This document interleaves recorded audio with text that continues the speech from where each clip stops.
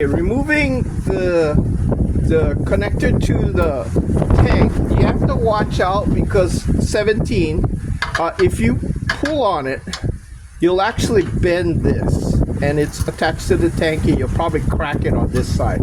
Okay, so the only safe way to do it is to get it.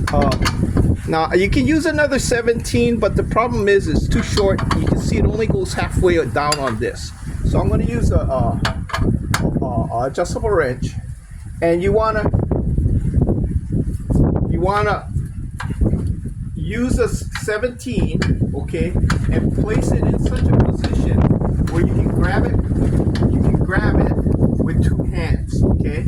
So that way I'm not pulling on this and I'm not pulling on this and twisting the base, okay. So just by squeezing it together without pulling it either right or left, I'm going to try and unlock it, okay.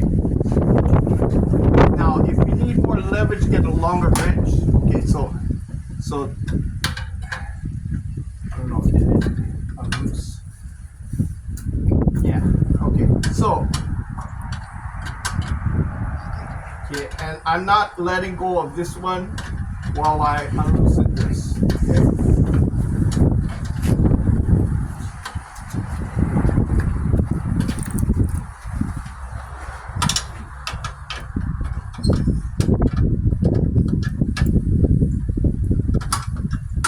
Okay, so that's how you unloosen this, and then I also took off the. Okay, so it's real important. It's really important that you take the two wrenches and squeeze this way without pulling the